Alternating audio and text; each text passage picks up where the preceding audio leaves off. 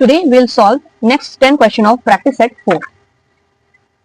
First 10 इसके पहले वाली वीडियो में सॉल्व हो चुका था.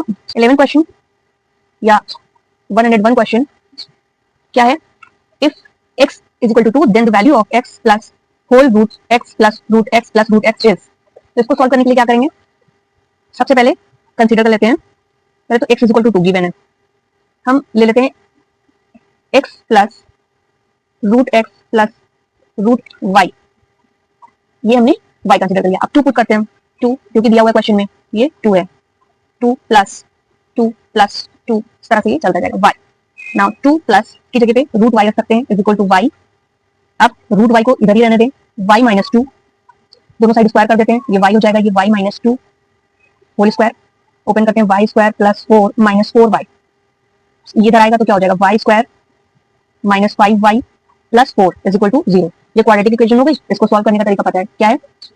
इसको बीच वाले को इस तरह से ब्रेक करते हैं कि मल्टीप्लाई करने पर ये आ जाए. तो इसको कैसे ब्रेक करें? 4y minus y plus 4 is equal to 0. Minus y minus 4y इसको ऐड करेंगे तो 5 आ जाएगा. 5y आ जाएगा. और जब इसको मल्टीप्लाई करेंगे 4y और y को माइनस y को तो 4y into minus y 4y square जो कि हो जाएगा इसका और इसका मल्टीपल. इसी तरह से ब्रेक करते हैं. A x square plus B x plus C को इस तरह से ब्रेक करते हैं कि प्रोडक्ट ए सी आ जाए और प्लस और माइनस पर ये बी आ जाए. बीच वाला क्वाड्रेटिक इक्वेशन का ये रूल होता है. इसमें y कॉमन ले लेते हैं y माइनस 4 और इधर से माइनस 1 कॉमन ले लेते हैं y माइनस 4. दोनों में y माइनस 4 कॉमन है. यहाँ क्या बच गया y minus 1.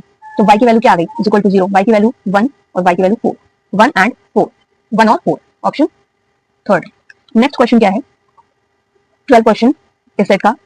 True discount on a bill of rupees 1080 is rupees 180. Find the banker's discount. तो ये सिंपल फॉर्मूले से हो जाता है. बैंकर डिस्काउंट क्या होता है? अमाउंट जितने का भी वो प्रोडक्ट है इनटू ट्रू डिस्काउंट अपॉन क्या? Amount minus true discount. ये फॉर्मूला होता है. सिंपली इस फॉर्मूले में पुट कर देंगे और वैल्यू आ जाएगी 1080 इनटू ट्रू डिस्काउंट क्या है? ट्रू डिस्काउंट क्या है? 180 अपॉन 1080 माइनस 180. हमसे बैंकर्स डिस्काउंट पूछ रहा है तो इसको सॉल्व कर लेंगे. इसको ऐसे रहने देते हैं 180 अपॉन क्या जाएगा? 1080 180 009 900. 10 से 10 ये कट किया. 10 से 10 9 9 9 2 18. तो क्या आया? 108 इंटू 2 2 एट 16 2 1 2 216. ये आंसर आ गया. बैंकर्स डिस्काउंट कितना हो जाएगा? 216 रुपीज. ऑप्शन 2. अब नेक्स्ट क्वेश्चन क्या है? नेक्स्ट क्वेश्चन है if 4 to the power x plus 2y is equal to 2 to the power 4x plus 10y then y की वैल्यू. ये तो क्लियर दिख रहा है कि इसमें से 2 कॉमन ले लेंगे तो ये भी 4 हो जाएगा. इजीली सॉल्व हो जाएगा. क्या है question? 4 to the power x plus 2y is equal to 2 to the power 4x plus 10y. इसको सॉल्व कर लेते हैं. इसमें से 2 कॉमन ले लेते हैं. 2 यहाँ क्या बचेगा? 2x plus 5y. ये 2 टू द 4 पावर 2 की पावर मल्टीप्लाई हो जाएगा 2x प्लस 5y. और इधर क्या है? 4 to the power x plus 2y. अब ये बेस सेम है तो पावर को कंपेयर कर लेते हैं. पावर इक्वल कर देंगे. 2y is equal to 2x plus 5y. अब x उधर चला जाएगा और y को उधर ले आते हैं. Minus 5y plus 2y is equal to 2x minus x. क्या आया? x. ये क्या आया? Minus 3y. हमको y की वैल्यू निकालनी है तो y इज इक्वल टू क्या हो जाएगा? Minus x upon 3. y की वैल्यू आ जाएगी माइनस x अपॉन 3. अब नेक्स्ट क्वेश्चन क्या है? क्वेश्चन है ये फिगर दिया हुआ है. इसमें इक्विलैटरल ट्रायंगल विद एरिया इतना. अच्छा इस ट्रायंगल का एरिया ये दिया हुआ है विद ईच वर्टेक्स. हाँ ठीक है. ये सेंटर है. इसका जो ट्रायंगल का जो वो है वर्टेक्स है. ट्रायंगल का जो वर्टेक्स है वो सर्किल का सेंटर है with radius equal to half of the length of the side. और जो सर्किल का रेडियस है वो इस इक्विलैटरल ट्रायंगल के साइड की आधा है. इसका मतलब हो गया सभी सर्किल की रेडियस क्या हो जाएगा? इक्वल हो जाएगा. The area of shaded part is. अच्छा इस शेडेड पार्ट का एरिया हमसे कह रहा है तो जैसे ये इसका पूरे का एरिया दे दिया गया है. अगर इसका एरिया हमको दे दिया गया है, अगर हम किसी तरह सर्किल के एक सेक्टर का एरिया निकाल लें. ये माइनर सेक्टर है, ये मेजर सेक्टर है ना. ये सेक्टर है तो इसका अगर हम निकाल लें तो ये भी इक्वल, ये भी इसको 3 से मल्टीप्लाई करके और हमारा जो ट्रायंगल का एरिया है उसमें से माइनस कर देंगे तो आंसर आ जाएगा. सबसे पहले तो हमारा क्या एम होना चाहिए कि हमको साइड पता चल जाए इक्विलैटरल ट्रायंगल की. क्यों? क्योंकि हमको रेडियस जानना है. सेक्टर का एरिया निकालने के लिए आर की नीड होगी. तो क्या करते हैं हम? 104. ये जो area of triangle equilateral triangle दिया हुआ है 17300. अब फॉर्मूला होता है इक्विलैटरल ट्रायंगल का साइड का square into √3/4 is equal to 17300. Side का स्क्वायर इज इक्वल टू हो जाएगा 17300 इंटू 4/4 √3। इसको सॉल्व करते हैं 17300 इंटू 4 अपॉन √3 की वैल्यू होती है 1.732, तो 1.73 रख दिया। अब पॉइंट हटा देंगे 17300 इंटू 400 पर लगा देंगे, ये आ जाएगा 173। अब इसको कट कर देंगे, 173 नीचे है, 173 1 100 इंटू 400 बचता है हमारे पास। साइड का स्क्वायर की वैल्यू ये आ गई, हमको साइड निकालना है, तो साइड इज इक्वल टू हो जाएगा √40004 4 टाइम 0, तो साइड आ जाएगा 200, हमारा साइड आ गया। अब ये ट्राइंगल का साइड है, तो रेडियस क्या है इसका, हाफ है अकॉर्डिंग टू क्वेश्चन, तो क्या हो जाएगा, ये 100 हो जाएगा। अब हमको क्या करना है, शेडेड पार्ट का एरिया निकालना है। शेडेड पार्ट का एरिया कैसे आएगा, area of triangle minus 3 into formula होता है, सेक्टर का फॉर्मूला होता है पाई आर स्क्वायर थीटा अपॉन 360। यहाँ थीटा की वैल्यू जो होगी सेक्टर, जो सेंटर पे एंगल बना रहा होगा वो वैल्यू रखी जाएगी। जैसे ये सेक्टर बना तो ये सेंटर से कितना डिग्री का एंगल बना रहा है वो वैल्यू यहाँ थीटा की जगह पुट की जाएगी। वैल्यू रखते हैं 17300, ये दिया हुआ है 3 इंटू पाई की वैल्यू 22/7, आर स्क्वायर मीन 100 का स्क्वायर, और थीटा की वैल्यू 60/360। अब कट कर लेते हैं, 0 से 0 कट हुआ, 6 6 36, फिर 3 2 6, अब 2 है यहाँ पर, इसको पुट करते हैं 17300 माइनस 2 2200, और ये 2 इसको 7, लेकिन ये 2 50 बना देगा, इसको 50। 17300 माइनस 3.14 रख देते हैं, इसकी वैल्यू 3.14 इंटू 100 इंटू 50। 17300 माइनस ये 100 से मल्टीप्लाई होगा तो पॉइंट आ जाएगा, 314 आ जाएगा इंटू 50। 17300 माइनस मल्टीप्लाई कर लेंगे 0 5 और 20 5 5 6 7 5 और 15। अब ये माइनस कर लेंगे 17300 15700 0 0 7 6 1 1600 मीटर स्क्वायर, ये आंसर आ गया हमारा। शेडेड पार्ट का ये एरिया आ जाता है, ये शेडेड पार्ट का एरिया आ गया इस क्वेश्चन में 1600, ऑप्शन शेडेड पार्ट का एरिया आ गया 1600। नेक्स्ट क्वेश्चन क्या है, ये फिगर दिया हुआ है, इसमें given that angle BAC 80 degree दिया हुआ है और ये वाला एंगल 40 डिग्री दिया हुआ है, और BO और CO क्या है, एंगल बाइसेक्टर है, मतलब ये एंगल को बाइसेक्ट करेंगे, 40 डिग्री है तो वो 20 डिग्री हो जाएगा। इसी तरह इधर जो भी एंगल होगा ये 20 डिग्री हो गया। अब ये जो भी एंगल आएगा इसको क्या है, बाइसेक्ट कर देगी। पहले हम क्या करें, इसका एंगल निकाल लें, ये क्या हो जाएगा, किसी भी ट्रायंगल के तीनों एंगल का सम 180 होता है, तो बड़ी इजीली निकल जाएगा। 80 plus 40 is equal to 1 plus x, या ये ट्रायंगल ये वाला मान लेते हैं, x इज इक्वल टू 180 होना चाहिए। x की वैल्यू क्या आ जाएगा, 180 माइनस 120, x की वैल्यू क्या आ गई 60 डिग्री।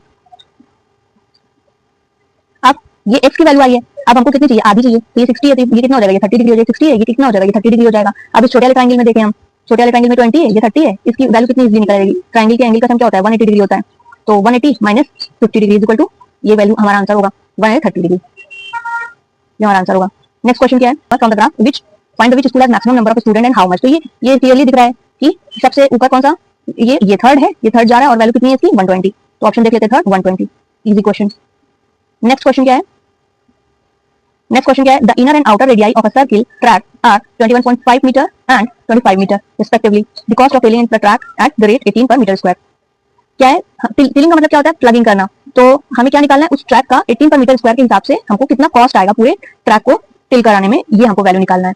तो एरिया ऑफ द रिंग का फॉर्मूला होता है, ये दिया हुआ, ये एक सर्किल है, अब इसका अंदर का ट्रैक 17 क्वेश्चन है, ये अंदर इनर सर्किल है, इसकी वैल्यू दी 21.5 और ये वाली की वैल्यू दी 25 मीटर, और हमको क्या करना है, इस ट्रैक का एरिया निकालना है, उसको 18 से मल्टीप्लाई करना है, क्योंकि 18 रुपीस पर मीटर स्क्वायर के हिसाब से वो वैल्यू ले रहा है। तो इसका फॉर्मूला होता है area of ring is equal to pi capital R square minus small R capital R square minus small R square, pi 25 का स्क्वायर माइनस 21.5 का स्क्वायर।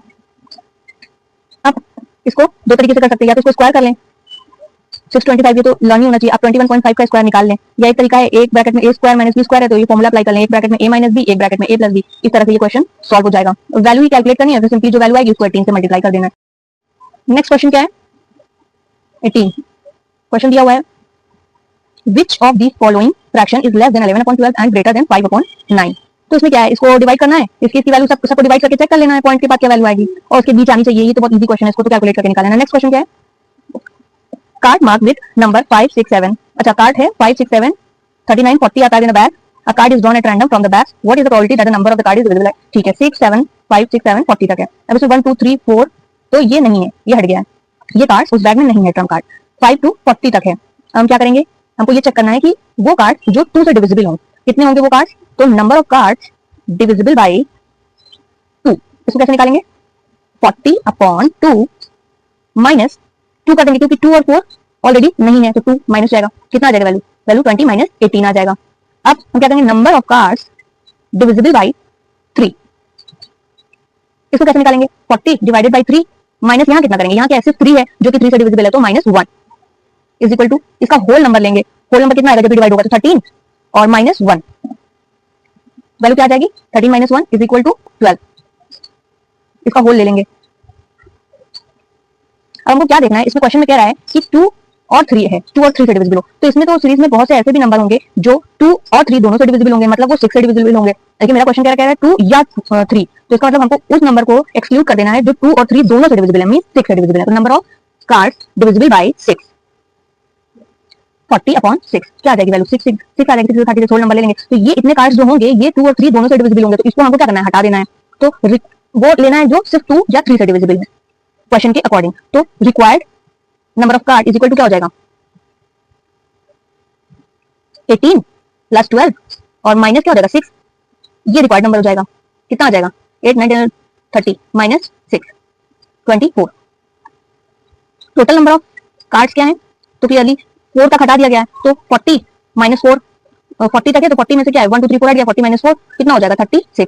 तो ये टोटल नंबर ऑफ प्रोबेबिलिटी क्या होता है, favourable condition upon total number of condition, formula होता है favourable condition upon total number of condition. तो वैल्यू पुट कर देंगे 24 अपॉन 36 इज इक्वल टू क्या हो जाएगा 1 2 2 की जगह 8 2 6 12 2 9 18 3 2 6 3 3 9, तो ये आ गई प्रोबेबिलिटी ऑप्शन में, ये ऑप्शन है। तो नेक्स्ट क्वेश्चन क्या है, लास्ट क्वेश्चन है इस वीडियो का। क्वेश्चन दिया हुआ है इफ, अच्छा ये वैल्यू दिया 2/3 x माइनस 5/9 y का whole square is equal to 4/9x square plus ay square plus bxy, तो वैल्यू निकालनी a माइनस b की। तो वैल्यू होल स्क्वायर हम क्या कर लेते हैं, ओपन कर लेते हैं, 2/3 x का whole square plus 5/81 y square minus 2 into A B, A क्या है 2/3 x, b क्या है 5/9 y, 4/9 x स्क्वायर प्लस 25, ये रहेगा minus 4 5 4 20 upon 9 2 27 x y y into x x y।